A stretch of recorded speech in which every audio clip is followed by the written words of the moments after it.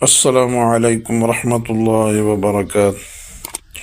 یہ جو حدیث پاک آپ کے سامنے پیش کی جا رہی ہے یہ ہجرت کے متعلق ہے۔ بسم اللہ الرحمن الرحیم۔ حضرت برا بن عازب رضی اللہ تعالی عنہ سے مروی ہے کہ ایک مرتبہ سیدنا ابو بکر صدیق رضی اللہ تعالی عنہ نے میرے والد حضرت عازب رضی اللہ تعالی عنہ سے 13 درہم کے عوض ایک زین خریدی اور میرے والد سے فرمایا کہ اپنے بیٹے برا سے کہہ دیجئے کہ وہ اسے اٹھا کر میرے گھر تک پہنچا دیں۔ انہوں نے کہا کہ پہلے آپ وہ واقعہ سنائیے جب نبی صلی اللہ علیہ وسلم نے مکہ مکرمہ سے ہجرت کی اور آپ بھی ان کے ہمراہ تھے۔ حضرت ابو بکر صدیق رضی اللہ تعالیٰ عنہ نے فرمایا کہ شب ہجرت ہم لوگ رات کی تاریکی میں نکلے اور سارا دن اور ساری رات تیزی سے یہاں تک کہ ظہر کا وقت ہو گیا۔ میں نے نظر دوڑا کر دیکھا کہ کہیں کوئی سایہ نظر آتا ہے یا نہیں۔ مجھے اچانک ایک چٹان نظر آئی۔ میں اسی کی طرف لپکا تو وہاں کچھ سایہ موجود تھا۔ میں نے وہ جگہ برابر کی اور نبی صلی اللہ علیہ وسلم کے بیٹھنے کے لیے اپنی پوستین بچھا دی اور نبی صلی اللہ علیہ وسلم سے آ کر عرض کیا، رسول اللہ کچھ دیر آرام فرما لیجئے۔ چنانچہ نبی صلی اللہ علیہ وسلم لیٹ گئے۔ ادھر میں یہ جائزہ لینے کے لیے نکلا کہ کہیں کوئی جاسوس تو نہیں دکھائی دے رہا۔ اچانک مجھے بکریوں کا ایک چرواہا مل گیا۔ میں نے اس سے پوچھا، بیٹا تم کس کے ہو؟ اس نے قریش کے ایک آدمی کا نام لیا جسے میں جانتا تھا۔ میں نے اس سے کہا کہ کیا تمہاری بکریوں میں دودھ ہے؟ اس نے اس بات میں جواب دیا۔ میں نے اس سے دودھ دوہ کر دینے کی فرمائش کی تو اس نے اس کا بھی مثبت جواب دیا اور میرے کہنے پر اس نے ایک بکری کو قابو میں کر لیا۔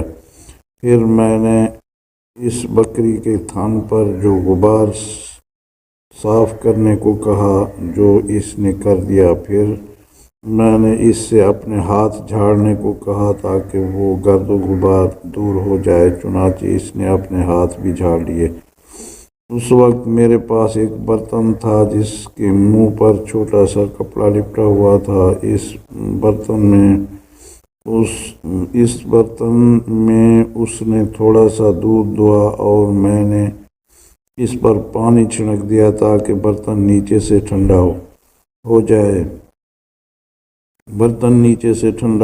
اس کے بعد میں نبی صلی اللہ تعالی وسلم کی خدمت میں حاضر ہوا۔ جب میں وہاں پہنچا تو نبی صلی اللہ علیہ وسلم بیدار ہو چکے تھے۔ میں نے نبی صلی اللہ علیہ وسلم سے وہ دودھ نوش فرمانے کی درخواست کی جسے نبی صلی اللہ علیہ وسلم نے قبول کر لیا اور اتنا دودھ پیا کہ میں مطمئن ہو گیا، خوش ہو گیا۔ اس کے بعد نبی صلی اللہ علیہ وسلم سے پوچھا کہ کیا اب روانگی کا وقت آ گیا ہے اور اب ہمیں چلنا چاہیے؟ نبی صلی اللہ علیہ وسلم کے ایما پر ہم وہاں سے روانہ ہو گئے۔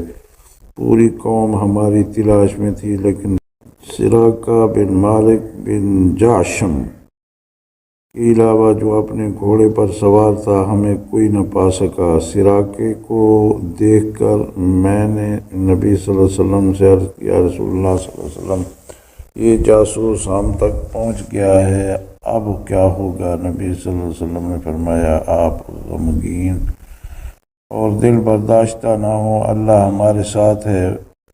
ادھر وہ ہمارے اور قریب آ گیا اور درمیان میں 1 یا 2 یا 3 نیزوں کے بقدر فاصلہ رہ گیا۔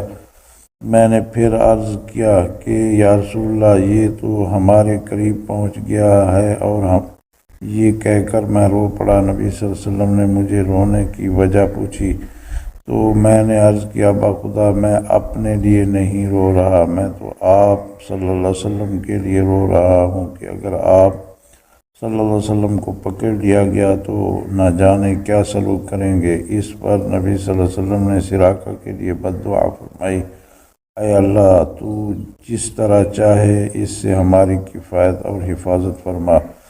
اسی وقت اس کے گھوڑے کے پاؤں پیٹ تک زمین میں دھس گئے، حالانکہ وہ زمین اتنی سپاٹ اور سخت تھی، اور سراقہ اس سے نیچے گر پڑا اور کہنے لگا کہ اے محمد صلی اللہ علیہ وسلم، میں جانتا ہوں کہ یہ آپ کا کوئی عمل ہے، آپ اللہ سے دعا کر دیجئے کہ وہ مجھے اس مصیبت سے نجات دے دے۔ میں خدا کی قسم کھا کر کہتا ہوں کہ آپ کی تلاش میں اپنے پیچھے آنے والے تمام لوگوں پر آپ کو مخفی رکھوں گا اور کسی کو آپ کی خبر نہ ہونے دوں گا، نیز یہ میرا ترکش ہے، اس میں سے ایک تیر بطور نشانی کہ آپ لے لیجئے، فلاں فلاں مقام پر آپ کا گزر میرے اونٹوں اور بکریوں پر ہوگا، آپ کو ان میں سے جس چیز کی جتنی ضرورت ہو آپ لے لیجیے گا۔ نبی صلی اللہ علیہ وسلم نے فرمایا مجھے اس سے کوئی ضرورت نہیں۔ پھر آپ صلی اللہ علیہ وسلم نے اللہ سے دعا کی اور اسے رہائی مل گئی۔ اس کے بعد وہ اپنے ساتھیوں کے پاس واپس لوٹ گیا اور ہم دونوں اپنی راہ پر ہو لیے، یہاں تک کہ ہم لوگ مدینہ منورہ پہنچ گئے۔ لوگ نبی صلی اللہ علیہ وسلم سے ملاقات کے لیے اپنے گھروں سے نکل پڑے، کچھ اپنے گھروں کی چھتوں پر کھڑے ہو کر نبی صلی اللہ علیہ وسلم کا دیدار کرنے لگے، اور راستے میں ہی میں بچے اور غلام مل کر زور زور سے نعرہ تکبیر بلند کرتے ہوئے کہنے لگے کہ یا رسول اللہ صلی اللہ علیہ وسلم تشریف لے آئے، محمد صلی اللہ علیہ وسلم تشریف لے آئے۔ نبی صلی اللہ علیہ وسلم کی تشریف آوری پر لوگوں میں یہ جھگڑا ہونے لگا کہ نبی صلی اللہ علیہ وسلم کس قبیلے کے مہمان بنیں گے۔ نبی صلی اللہ علیہ وسلم نے اس جھگڑے کا فیصلہ کرتے ہوئے فرمایا کہ آج رات تو میں خواجہ عبد المطلب کے اخوال بنو نجار کا مہمان بنوں گا تاکہ ان کے لیے باعث عز و شرف ہو جائے۔ چنانچہ ایسا ہی ہوا، اور جب صبح ہوئی تو آپ صلی اللہ علیہ وسلم وہاں تشریف لے گئے جہاں کا آپ کو حکم ملا۔ حضرت برہ بن عازب رضی اللہ تعالی عنہ فرماتے ہیں کہ مہاجرین میں سے ہمارے جہاں سب سے پہلے حضرت معصب بن عمیر رضی اللہ تعالی عنہ کا تعلق بنو عبد الدار سے تھا، تشریف لائے تھے۔ پھر بنو فہر سے تعلق رکھنے والے ایک نبینا صحابی حضرت ابن ام مکتوم رضی اللہ تعالیٰ عنہ تشریف لائے، اور اس کے بعد حضرت عمر فاروق رضی اللہ تعالیٰ عنہ 20 سواروں کے ساتھ ہمارے یہاں رونق افروز ہوئے۔ جب حضرت عمر فاروق رضی اللہ تعالیٰ عنہ آئے تو ہم نے ان سے پوچھا کہ نبی صلی اللہ علیہ وسلم کا کیا ارادہ ہے؟ انہوں نے بتایا کہ وہ بھی میرے پیچھے پیچھے آ رہے ہیں۔ چنانچہ کچھ ہی عرصے کے بعد نبی صلی اللہ علیہ وسلم بھی مدینہ منورہ میں جلوہ افروز ہو گئے، اور حضرت ابو بکر صدیق رضی اللہ تعالیٰ عنہ بھی ساتھ آئے۔ حضرت برہ رضی اللہ تعالیٰ عنہ یہ بھی فرماتے ہیں کہ نبی صلی اللہ علیہ وسلم کی تشریف آوری سے قبل ہی میں مفصلات کی متعدد صورتیں پڑھ اور یاد کر چکا تھا۔ راوی حدیث اسرائیل کہتے ہیں کہ حضرت برہ بن عازب رضی اللہ عنہ کا تعلق انصار کے قبیلہ بنو حارثہ سے تھا۔